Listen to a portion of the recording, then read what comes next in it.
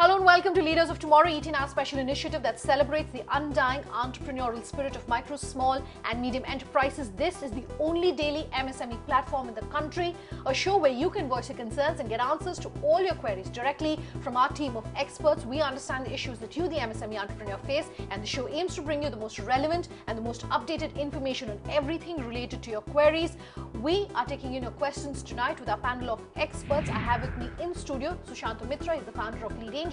We also have T.R. Bajalia, he's the former DMD of SIDBI. He's also the ex-executive director and head of the SME business at IDBI Bank. All right, let's kick this show off with a question that's coming to us from Virendra Jamdade. Virendra, what's your question? We develop enterprise software products like ERP. I'd like to know how to reach out to people, customers, to promote our company nationally. Okay, so essentially being able to use software but also being able to reach out to more people is this question. Maybe I can start with you, Sushant. What would you recommend? Well, the first thing I would suggest is to position themselves as an expert in this field so that they are suggesting the right software. So maybe they could go to Quora and answer questions which people may have about which software to buy, and then promote that on Facebook, Twitter, talk about their customers. These are the ways in which they could perhaps promote themselves on the net. The other, or the offline, is equally important. They can actually go and do events with SMEs and startups to tell them about their products. You know, startups is having a conference or sure. SMEs having a conference, they could go and present themselves there. Sure. I feel that first thing that he has to find the specialization about his product, which product he is there, and then he has to find the market. He has to go to the market specific for his products. So he should first decide what is his specialization, what is special product, and which market he wants to cater to. According to that, he has to plan his marketing. Perhaps I think digital marketing seems to be the best alternative to him, and he has to do the market segmentation, which I feel that to increase his market share, he has to do that. Okay, Virendra, trust that answers your question. Our next query is coming to us on social media. Rakesh Jain has written into us on Facebook to say that they're dealers of desktops, laptops, tablet PCs, etc. They're facing challenges, he says, on pricing and competition. There are a lot of online and offline dealers, so the pricing varies and customers prefer cheaper ones first. So the challenge is the pricing of the products first and foremost. He wants to ask our experts how he can really deal with this problem. He says there's a lot of competition because of multiple dealers. What would you suggest? So I think this is a standard problem now across online, offline world, that, and especially in India, people are extremely price sensitive. So whatever is cheaper, they'll go to a retail store, find out what they like, and then eventually buy it on the net or some other place, which is I think people will have to think of providing additional services which competitors cannot provide. So maybe, help in deciding the right product to buy, or, post-purchase services, which India is very poor. All the service levels are very poor. So that could be those areas where he can do it. I think he could also look at looking at after the person has bought the laptop or the computer, what else can he do with his customers? So maybe his customers will continue to buy their PCs and laptops from online sources, but they probably need to buy software or services after that. So he may rather focus on that than to try and compete on price alone. Sure. Mr. Jain seems to be in the lower segment of these facilities. So his products are mainly maybe for the lower strata of the society, where maybe students or the young boys who are going to join some services. So for that, I think a lot of competition is there. Lot of PCs laptops assembled are in the market, which are being sold at very, very reasonable, very cheap prices. So he has to compete with that. He has to take care of the price. Now, the market segment where he is catering to, that is mainly for the cheap or where the prices are low. So he has to be very, very price sensitive, and then he has to decide which areas, which segments he want to focus on that. On that basis only he can beat the competition. All right, Rakesh, that's in response to your question. Let's take in our next query, and this is a call which is coming to us from the line of Madhukar Dubey. Madhukar, what's your question? We are a SME firm. Our business is basically in IT and BPO. Sir, we want to expand our business to the next success level, but for that we require, money to, market our services. And no bank give you that kind of money to market our services. SME is already struggling with managing his finance, with the procurement and other thing. He hardly left with money to market. Is there a way where government or a bank can help us in raising money for marketing purposes, so we can go to the next level? Okay, so finances, of course, like you were saying, it is a given at this point that a lot of the MSMEs and SMEs are really struggling when it comes to raising finance. But let me come to you first, Mr. Bajalia. What do you recommend? Because he's specifically talking about marketing. So, what would a bank recommend to someone like him?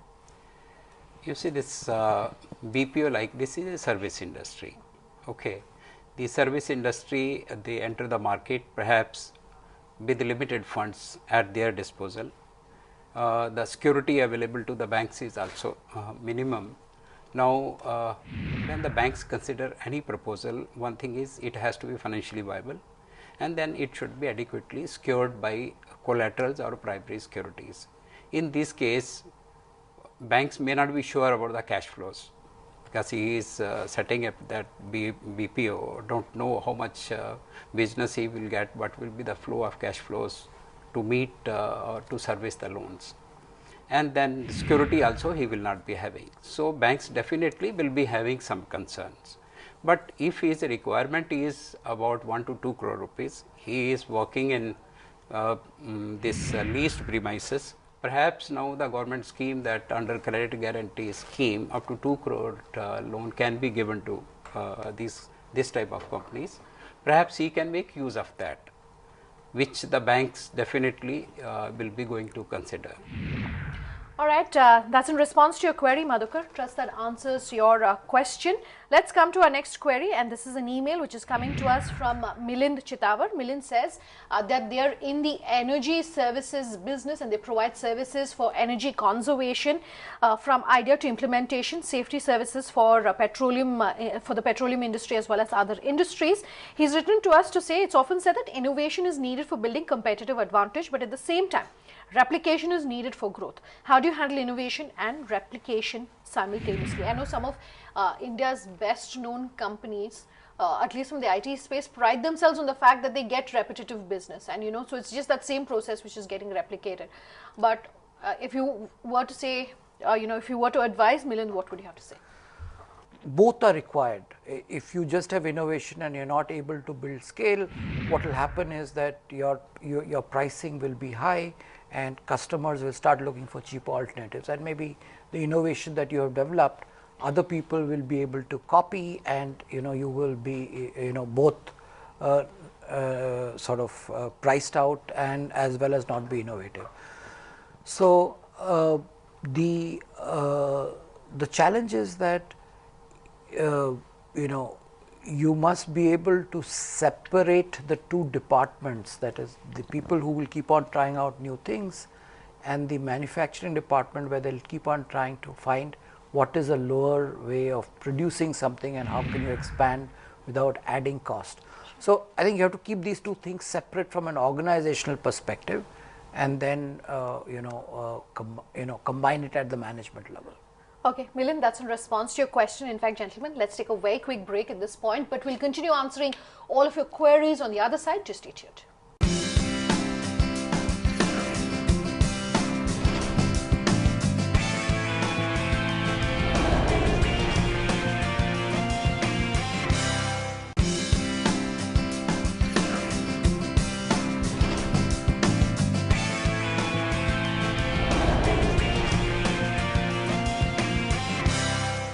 Welcome back. You're with us here on the Leaders of Tomorrow, and tonight we are answering all of the questions that you, the MSME entrepreneurs, have sent in to us with our panel of experts. Let's take in our next question.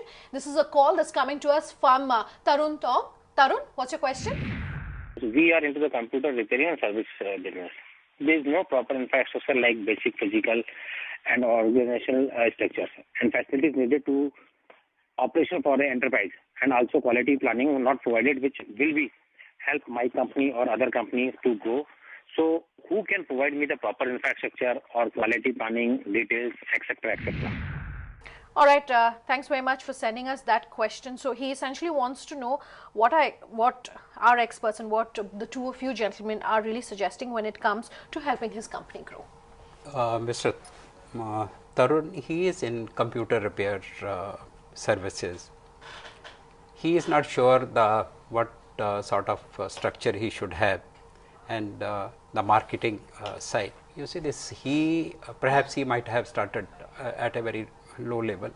He should be knowing that what is the industry structure required for repairs, what is the size of that industry, how much demand he is going to meet that. Based on that, he should be having technical people, he should be having people having good knowledge in hardware and maybe other peripherals of the computers.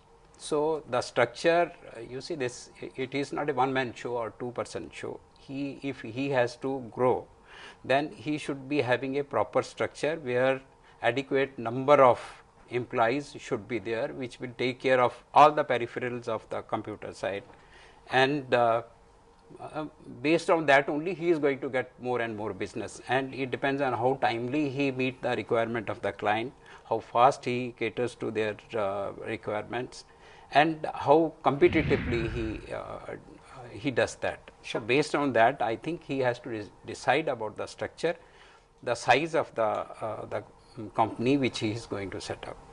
Okay, so in fact our next question is also related to the IT space. Paresh Modi has written in to us on Facebook to say that they are into software application product development and software sellers, but that they are not able to market their product in a proper manner. He's written in to us to ask our experts what measures can be taken for marketing his product so that they can grow their business to the next level. So Shanti, you want to tackle that? So I think this is a problem, a generic problem across our technology entrepreneurs, and they many of them build a product or build a service without actually taking into account what the market really needs, and often they sort of neglect the fact that the competitive product may not be as may not have as many features as their product or as their service, but is easier to use, or is the company is more approachable, and so on and so forth. So I think the general advice is, the first understand, as Mr. Bajalia said to an earlier question, that understand who is your customer, what does he need, how do you approach them before you get involved into producing and a software, developing a software, and then trying to figure out who's going to buy it. First figure out what the problem is and then build a solution. The other area which I think India lacks is the service levels. So whether it was earlier cases where somebody has a repair shop or somebody provides a certain service, most of us are very unhappy with the services that we get across. So and that is why people sort of take a view that all services are going to be poor, and therefore we might as well choose the cheapest one, and that's how we all think in India now, because all companies are understaffed in providing service, and whether it is financial services, software services, anything, we are understaffed because people are trying to reduce their cost.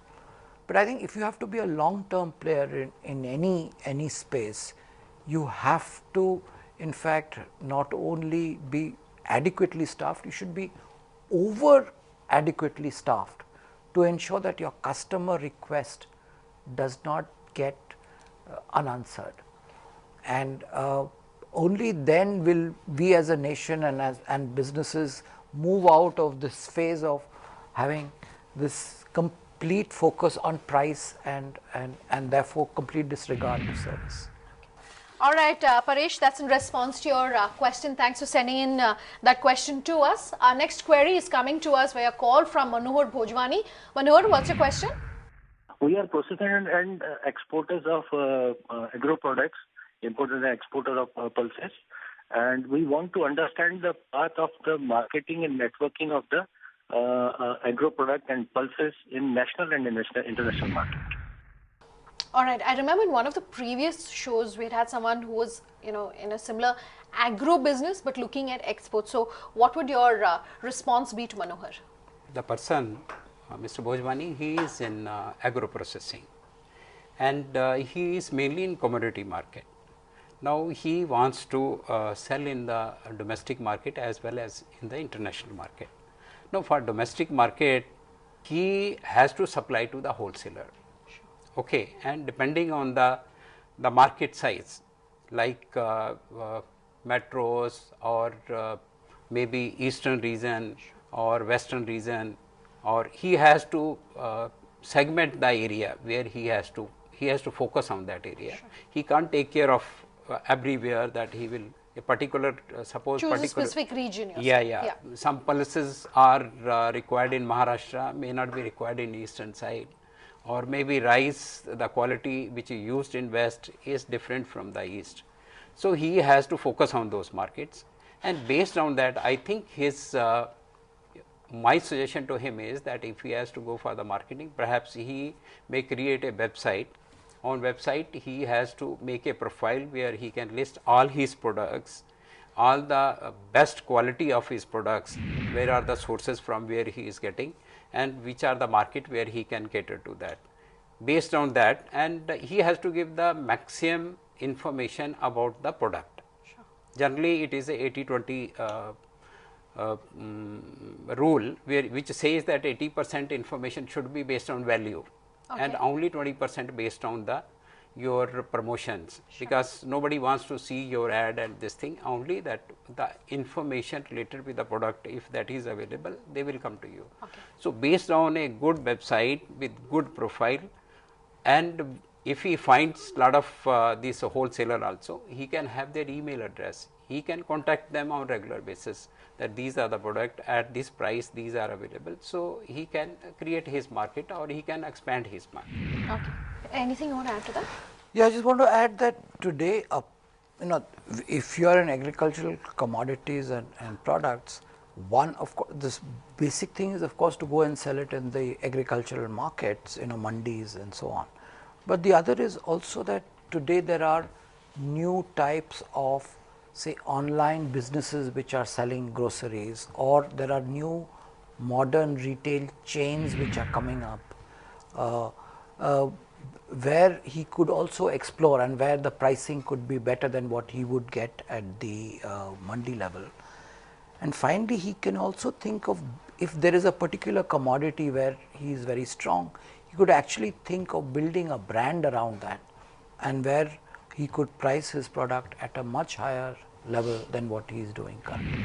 Okay, that's in response to your question, Manohar, and also the government. This government is very pro agri as well as agri yes. products and food processing. Yes. So I think whether it's finance or whether it's marketing, this industry specifically should have a much easier time. So we wish you all the very best, Manohar. Thanks for sending us and calling in with that question.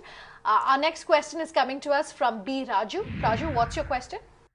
We are manufacturer, export and importers of instrumentation and process automation equipment. I want to know the brief information about what benefit is provided by banks to SMEs and MSMEs in terms of finance. Who can give me detailed information? Okay, so since this is a finance related question, maybe I'll come to you first, Mr. Pachalia.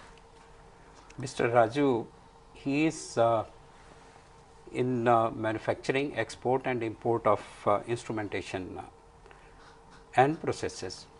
Now for exports, there is a different credit available. Export credit is available, which is slightly at cheaper rate. So whenever he gets a order for the export, he can get the pre-shipment credit, and after goods are dispatched, then post shipment credit is also available. So all the banks are giving this credit. For imports, again he can, against the LC, immediately he can get the credit, and after completing, if suppose he is importing for exports only, then he has the benefit of duty drawbacks also. For exporter, then ECGC guarantee is also available. Based on that guarantee also, banks take a lenient view on that, and I think a lot of facilities are available for exports as well as imports for exports, or imports for improving the quality or for better products. Sure. Just before I come to you, Sushanta, on this, he's saying who can give me more detailed information. So I think the question is also about not just getting this finance, but getting the information which is related to the finance specifically for exporters, like the SIDBI website, which is very detailed. Is there anywhere that you would recommend Raju goes to get the information? I feel that even ECGC guarantee, that is their site, he can see that all the what are the facility available, all the banks they can give the full details. Okay. He can go to any bank and all the details will be available to him. What are the terms of the sanction, what are the maximum amount he can get, and for what period, rate of interest, everything. He can go to any of the banks. Sure. I just like to add that I think there are some programs of banks for modernization of plants and so on, and he could actually and where they provide vendor credit, so that since they are providing the equipment, they could actually try to explore that part, if they could get credit for supplying equipment for modernization of plants, which is what process automation is all about. Sure. Gentlemen, thank you both very much for being with us here tonight. That wraps up our episode of the Call-In Show today. Do remember, if you have any question about any aspect of your business, you can always write in to us at leadersoftomorrow@times-group.com. You can personally tweet at me at Sunanda_J. You can reach us on social media using the hashtag LOT, or call us on the number you see on your screen. I promise to have all your questions answered. Thanks for watching. Have a good night.